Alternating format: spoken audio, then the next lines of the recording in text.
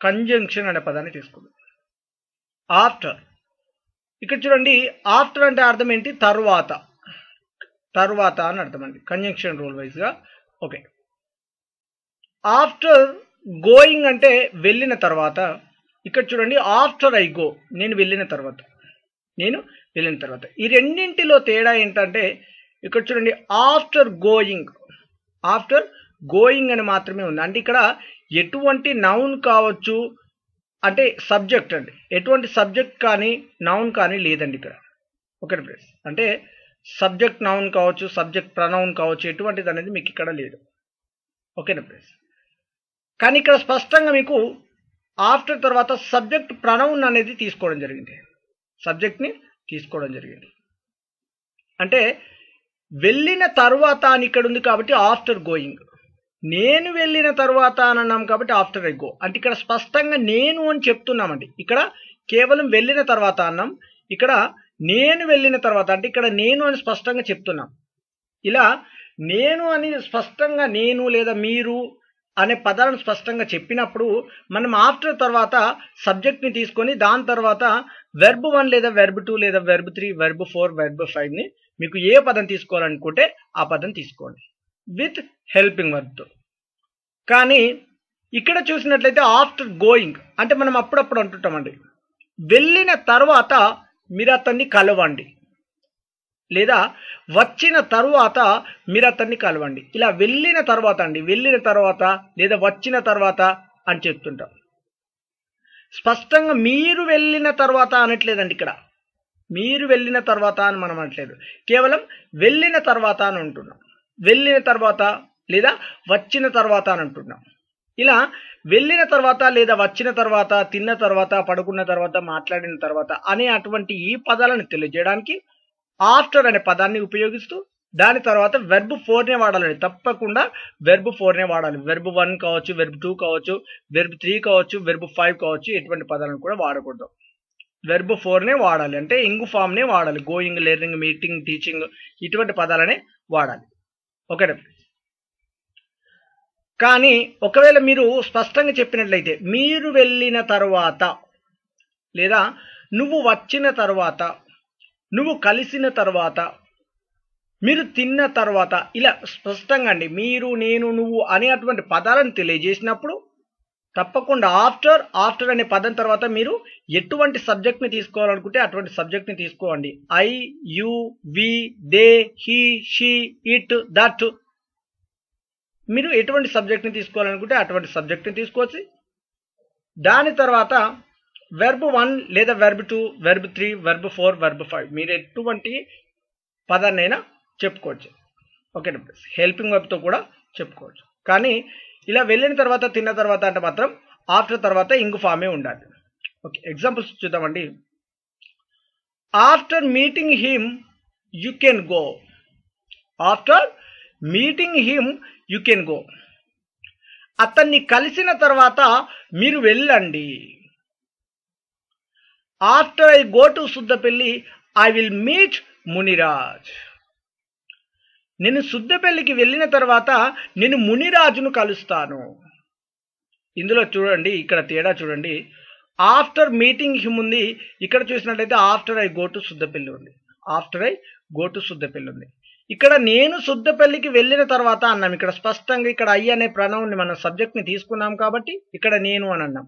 ఇక్కడ after meeting అన్నాం. ఇక్కడ కేవలం ఆఫ్టర్ మీటింగ్ అంటే ఐ కావచ్చు, హీ కావచ్చు, షీ కావచ్చు, ఎటువంటి సబ్జెక్ట్ని తీసుకోలేదు కాబట్టి అతన్ని కలిసిన తర్వాత అన్నాం. కేవలం ఆఫ్టర్ మీటింగ్ హిమ్ అంటే అతన్ని కలిసిన తర్వాత. ఇక్కడ after I go to Suddapalli అంటే నేను సుద్దపల్లికి వెళ్ళిన తర్వాత అని వస్తుంది. ఇప్పుడు ఇక్కడ ఐ స్థానంలో ఐ అనేది తీసేయండి, రిమూవ్ చేసేసి ఈ గో స్థానంలో గోయింగ్ పెట్టండి. ఆఫ్టర్ గోయింగ్ టు సుద్దపల్లి అంటే సుద్దపల్లికి వెళ్ళిన తర్వాత అని వస్తుంది. అంతే తప్ప నేను సుద్దపల్లికి వెళ్ళిన తర్వాత అని చెప్పకూడదు. ఓకే, ఇక్కడ గో అనే పదం ఉంది కాబట్టి మనం ప్రణౌన్ని తీసుకున్నాం, అంటే సబ్జెక్ట్ ప్రణౌన్ని తీసుకోవడం జరిగింది. ఎందుకనంటే నేను అని స్పష్టంగా మనం చెప్పాము ఇక్కడ. ఓకే, నేను అని స్పష్టంగా చెప్పాము. ఇలా ఎప్పుడైనా కానివ్వండి నేను, మీరు, నువ్వు, వాళ్ళు, వీళ్ళు అనే అటువంటి పదాలని మనం స్పష్టంగా తెలియజేయడానికి ఆఫ్టర్ తర్వాత మనం సబ్జెక్ట్ని తీసుకోవడం జరుగుతుంది. I, we, she, he, it, that అనే పదాలు. ఓకేనా friends? Okay. I do not like walking alone after dark. ఏమన్నాడు? I do not like walking alone after dark అంటే నేను చీకటి పడిన తర్వాత ఒంటరిగా నడవడానికి ఇష్టపడను. ఇప్పుడు చూడండి, ఇప్పుడు చెప్పిన సెంటెన్స్ ఇది ఏదైతే ఉందో ఇది ఈ ఆఫ్టర్ అనేది ప్రిపోజిషన్ రూల్ అండి. ఓకేనా ఫ్రెండ్స్? ఇది ప్రిపోజిషన్ రూల్. అంటే ప్రిపోజిషన్ రూల్గా చూసినట్లయితే నౌన్ని వాడతాము. కంజంక్షన్ రూల్గా చూసుకున్నట్లయితే క్లాజెస్ అంటే కనెక్టెడ్ వర్డ్స్ అంటే ఒక రెండు పదాలను జోడించడానికి వాడడం జరుగుతుంది. ఓకేనా ఫ్రెండ్స్? అంతేకాకుండా ఇందులో తేడా చూడండి. After I go to Suddapalli అంటే ఇక్కడ కామా అండి. తప్పకుండా కామా అని మనం మెన్షన్ చేయాల్సి ఉంటుంది. I arrived at the bus stop after the bus left అంటే బస్సు వెళ్ళిపోయిన తర్వాత నేను బస్ స్టాప్ వద్దకు వచ్చాను. బస్ స్టాప్ వద్దకు వచ్చాను. ఇందులో చూడండి ఒకటి తేడా గమనించండి. ఇందులో ఎటువంటి కామా అనేది లేదండి. ఎందుకంటే ఆఫ్టర్ అనేది మనం తర్వాత క్లాజ్కి వాడాం. అంటే ఫస్ట్ వచ్చేసి మెయిన్ క్లాజ్ అంటే ఈ క్లాజ్ అనేది పక్కన పెట్టండి. ముందుగా మనం ఒకవేళ ఇక్కడ చూడండి ఆఫ్టర్ ముందుగా మనం ఆఫ్టర్ని తీసుకున్నట్లయితే సబ్జెక్ట్ స్థానంలో ముందుగా మనం ఆఫ్టర్ని తీసుకున్నట్లయితే ప్రారంభ పదంగా అందులో తప్పకుండా మనం కనెక్టెడ్ వర్డ్ ఏదైతే ఉంటుందో అక్కడ మనం కామా అనేది మెన్షన్ చేయాల్సి ఉంటుంది. కానీ ఆఫ్టర్ అనేది ముందు లేకుండా మనం మిడిల్లో తీసుకున్నట్లయితే అంటే వేరే పదాన్ని మనం కనెక్ట్ చేయడానికి ముందుగా ఉన్నట్లయితే తప్పకుండా అందులో కామా అనేది వాడాల్సి ఉండదు. ఓకేనా? ఓకే, ఇక చూసినట్లయితే బిఫోర్ అండి. బిఫోర్ గోయింగ్ సేమ్ ఇది కూడా ఆఫ్టర్ లాగానండి. కానీ ఆఫ్టర్ అంటే అర్థం ఏంటి? తర్వాత. బిఫోర్ అంటే అర్థం ఏంటి? ముందు. ఓకే, బిఫోర్ గోయింగ్ ఇక్కడ చూసినట్లయితే బిఫోర్ ఐ గో. ఇక్కడ చూస్తే బిఫోర్ గోయింగ్, ఇక్కడ చూస్తే బిఫోర్ ఐ గో. ఇక్కడ బిఫోర్ గోయింగ్ ఉంది కాబట్టి వెళ్ళక ముందు అన్నాము. ఇక్కడ బిఫోర్ ఐ గో అంటే నేను వెళ్ళక ముందు. ఎందుకంటే ఇక్కడ ఐ అనేది మనం ప్రత్యేకంగా మెన్షన్ చేస్తాం కాబట్టి నేను వెళ్ళక ముందు అని చెప్తున్నామండి. ఓకేనా friends? Before going there you meet me once. అక్కడికి వెళ్ళక ముందే మీరు ఒకసారి నన్ను కలవండి. Before she talk to Muniraj she should know about him. ఆమె మునిరాజుతో మాట్లాడక ముందే ఆమె మునిరాజు గురించి తెలుసుకోవాలి. ఇక్కడ చూడండి, బిఫోర్ గోయింగ్ దేర్ అన్నాం కాబట్టి అక్కడికి వెళ్ళక ముందే ఇక్కడ బిఫోర్ తర్వాత ఎటువంటి మనం సబ్జెక్ట్ని తీసుకోలేదండి. అంటే సబ్జెక్ట్ ప్రనౌన్ ఐ కావచ్చు, హీ కావచ్చు, షీ కావచ్చు, ఇట్ కావచ్చు, దట్ కావచ్చు, దే కావచ్చు, ఎటువంటి సబ్జెక్ట్ ప్రనౌన్ని మనం తీసుకోలేదు. కాబట్టి కేవలం ఇక్కడ అక్కడికి వెళ్ళక ముందే అని మాత్రమే చెప్పాము. అక్కడికి వెళ్ళక ముందే అని చెప్పాము. కానీ ఇక్కడ చూడండి బిఫోర్ తర్వాత సబ్జెక్ట్ ప్రనౌన్ని మనం తీసుకున్నామండి. ఏమని తీసుకున్నాం? షీ. కాబట్టి ఆమె అని మనం ప్రత్యేకంగా మెన్షన్ చేయాల్సి ఉంటుందండి. ఓకేనా ప్లస్ ఇక్కడ హీ ఉందంటే అతడు. Before she talk to Muniraj అంటే ఆమె మునిరాజుతో మాట్లాడక ముందే. ఓకే ప్లస్ ఇక్కడ షీ అనే సబ్జెక్ట్ మనం తీసుకోలేదు అనుకోండి. ఒకవేళ సబ్జెక్ట్ మనం తీసుకోకపోతే ఈ టాక్ అనే పదాన్ని మనం వెర్బ్ ఫోర్గా మార్చాలి. Before talking to Muniraj. Before talking to Muniraj అంటే మునిరాజుతో మాట్లాడక ముందే అని అర్థం. ఆమె అనే అటువంటి పదాన్ని తొలగించాల్సి ఉంటుంది. బిఫోర్ టాకింగ్ టు మునిరాజ్ అంటే మునిరాజుతో మాట్లాడక ముందు. ఓకే ఫ్రెండ్స్, ఇలా అంటే మనం ఏదైనా ఒక నౌన్ కావచ్చు, సబ్జెక్ట్ స్థానంలో నౌన్ లేదా ప్రనౌన్ మనం తీసుకున్నప్పుడు ఖచ్చితంగా బిఫోర్ తర్వాత మనం ఏది తీసుకున్నా కానీ అందులో verb 1, verb 2, verb 3, verb 4, verb 5 మీరు ఏదైనా చెప్పుకోవచ్చు. కానీ ఒకవేళ ఎటువంటి సబ్జెక్ట్ని తీసుకోకపోతే, ఎటువంటి సబ్జెక్ట్లో ఉన్న నౌన్ని లేదా ప్రనౌన్ని తీసుకోకపోయినట్లయితే తప్పకుండా మీరు వెర్బ్ 4నే వాడడం జరుగుతుందండి. ఇక్కడ గోయింగ్ ఉంది కదండి, ఇలా వెర్బ్ 4నే మాత్రమే వాడడం జరుగుతుంది. Going, eating, meeting, learning, teaching ఇటువంటి పదాలనే వాడడం జరుగుతుంది. I do not meet him before I speak with him. నేను అతనితో మాట్లాడక ముందు నేను అతన్ని కలవను. నేను అతనితో మాట్లాడక ముందు నేను అతన్ని కలవను. I arrived at the bus stop before the bus left.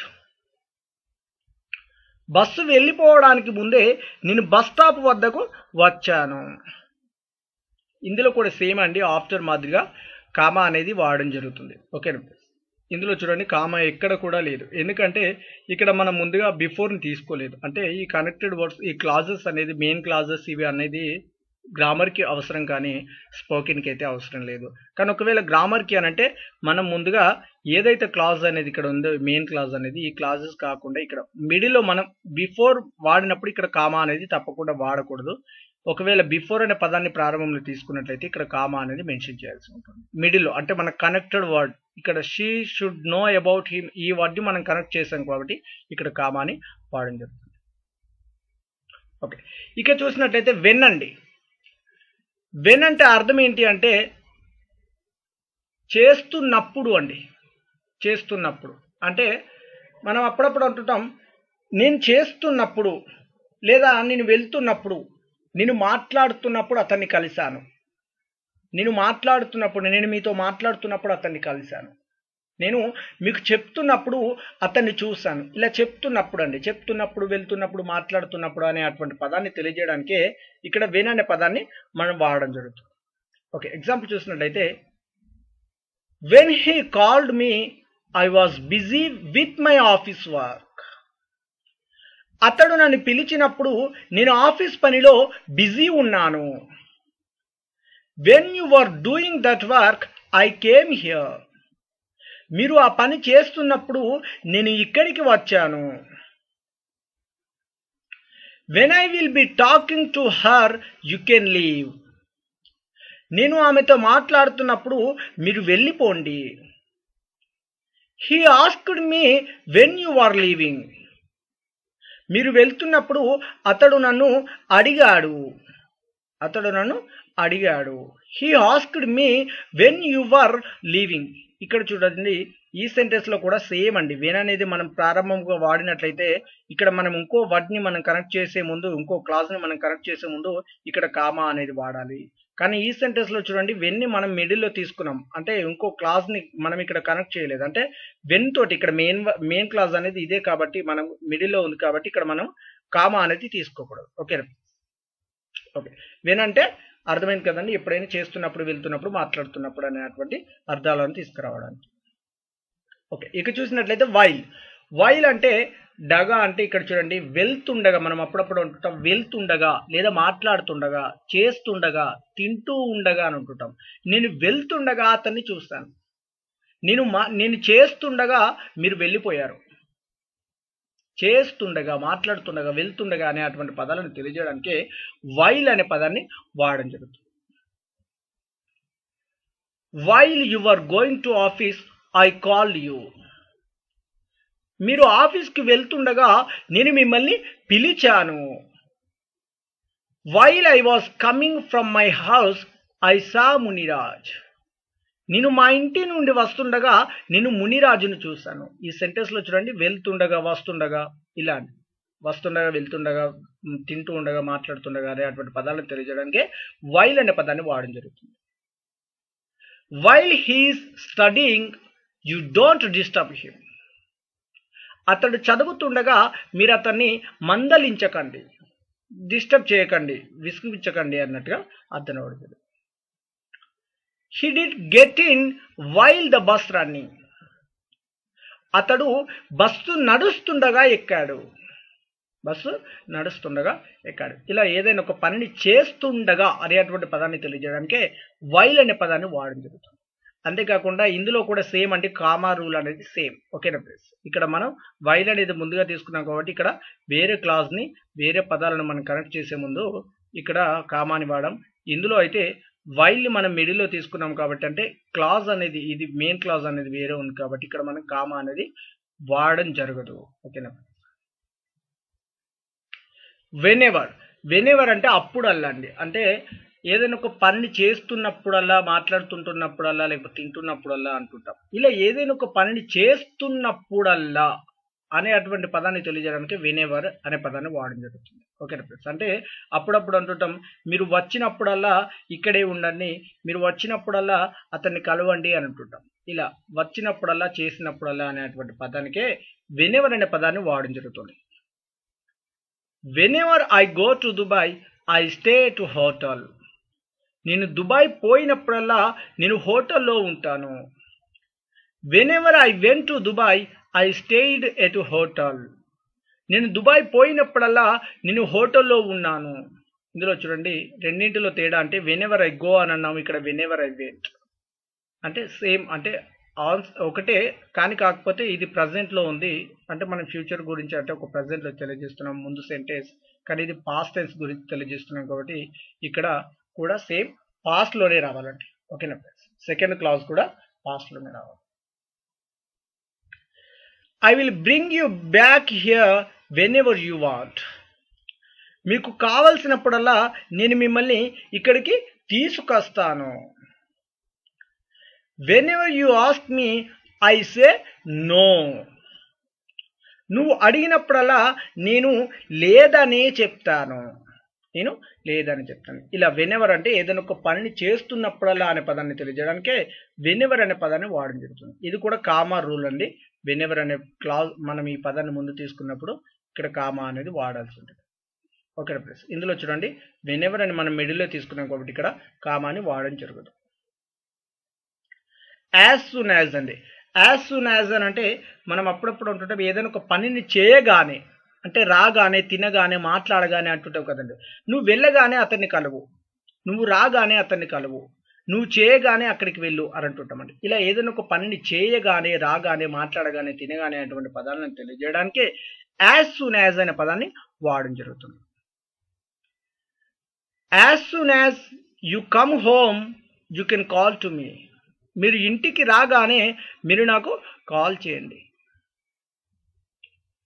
As soon as I came to office I met Muniraj. నేను ఆఫీస్కి రాగానే నేను మునిరాజును కలిశాను. As soon as he has had his dinner he slept. అతడు తన రాత్రి భోజనం తినగానే పడుకున్నాడు. I talked to him as soon as he came. అతడు రాగానే నేను అతనితో మాట్లాడాను. ఇలాంటి ఇక్కడ కూడా కామా రూల్ అండి. సేమ్ ఇక్కడ యాజ్ సూన్ యాజ్ ముందుగా తీసుకున్నాం కాబట్టి ఇక్కడ కామా, ఇక్కడ మనం యాజ్ సూన్ యాజ్ ని మిడిల్లో తీసుకున్నాం కాబట్టి ఇక్కడ కామా లేదు. ఓకే, ఇలా ఏదైనా ఒక పనిని చేయగానే అనే అటువంటి పదాన్ని తెలియజేయడానికే యాజ్ సూన్ యాజ్ అనే పదాన్ని వాడడం జరుగుతుంది. ఓకే, ఇక చూసినట్లయితే ఇఫ్ నాట్ అండి. ఇఫ్ నాట్ అంటే కాకపోతే అంటే ఏదైనా ఒక పనిని చేయకపోతే అని అర్థం అండి. ఏదైనా ఒక పనిని చేయకపోతే అనేటువంటి పదాన్ని తెలియజేయడానికే ఇఫ్ నాట్ అనే పదాన్ని వాడడం జరుగుతుంది. ఓకే, ఎగ్జాంపుల్ చూసినట్లయితే if you do not study well you can not get good marks. నువ్వు బాగా చదవకపోతే నువ్వు మంచి మార్కులు పొందలేవు. If she does not go there she can not meet him. ఆమె అక్కడికి పోతే తప్ప ఆమె అతన్ని కలవలేదు. ఇక్కడ చూడండి తప్ప ఉంది, ఇక్కడ చదవకపోతే. ఇక్కడ చూడండి నువ్వు బాగా చదవకపోతే, ఆమె అక్కడికి పోతే తప్ప. అంటే రెండిట్లో తేడా ఏమి లేదండి, భేదం ఏమి లేదు. పదం చెప్పడానికి భేదం కానీ మీనింగ్ అనేది, అర్థం అనేది ఒకటే అండి. ఎందుకంటే ఇక్కడ ఆమె అక్కడికి పోకపోతే లేదా వెళ్ళకపోతే అనే అటువంటి పదానికి బదులుగా మనం ఇక్కడ తప్ప అని వాడడం, అక్కడికి పోతే తప్ప అని చెప్పడం జరిగింది. ఓకే ఫ్రెండ్స్, కాబట్టి కన్ఫ్యూజ్ ఏం లేదు. ఇక్కడ మీకు సులువుగా అర్థం అవ్వాలంటే ఆమె అక్కడికి వెళ్ళకపోతే అని అర్థం చేసుకోవాలి. Okay, if he comes here I will talk to him. అతడు ఇక్కడికి వస్తే నేను అతనితో మాట్లాడతాను. If I do not meet her I can not talk to her.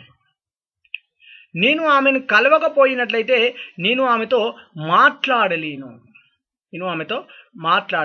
ఇక్కడ కూడా సేమ్ అండి, కామా రూల్ అంతే అండి. ఓకేనా ఫ్రెండ్స్? ఇఫ్ అనే పదాన్ని మనం ముందుగా తీసుకున్నట్లయితే తప్పకుండా కామా అనేది మనం వేరే పదాన్ని కనెక్ట్ చేసే ముందు, వేరే క్లాజ్ని కనెక్ట్ చేసే ముందు కామా అనేది వాడాల్సి ఉంటుంది. ఓకేనా ఫ్రెండ్స్, ఇదే ఏదైనా ఒక పనిని చేయకపోతే అనే అటువంటి పదాన్ని తెలియజేయడానికే ఇఫ్ నాట్ని వాడడం జరుగుతుంది. ఇక చూసినట్లయితే అన్లెస్ అండి, అంటే ఇఫ్ నాట్కి అన్లెస్కి ఎటువంటి తేడా కూడా లేదండి. పదం వేరు కానీ అర్థం మాత్రం ఒకటే అండి. ఇఫ్ నాట్, అన్లెస్ ఈ రెండు పదాలు చెప్పడానికి వేరేనా, అర్థం మాత్రం ఒకటే అండి. ఓకే, అన్లెస్ అంటే తప్ప లేదా కాకపోతే. ఓకే ఫ్రెండ్స్, అంటే మనం అప్పుడప్పుడు మీరు అక్కడికి వెళ్తే తప్ప అతన్ని కలవలేరు, మీరు ఈ పని చేస్తే తప్ప మీరు మంచి మార్కులు పొందలేరు అని అంటుంటారు. లేదా మీరు ఈ పని చేయకపోతే మీరు మంచి మార్కులు పొందలేరు, మీరు అక్కడికి వెళ్ళకపోతే మీరు అతన్ని కలవలేరు, ఇలాంటి. ఓకేనా, unless you study well you can not get good marks. నువ్వు బాగా చదివితే తప్ప నువ్వు మంచి మార్కులు పొందలేవు. Unless you stop smoking you will become as an ill. ఏమన్నాడు? Unless you stop smoking you will become as an ill. మీరు పొగ త్రాగడం ఆపకపోతే మీరు ఒక రోగిగా మారుతారు.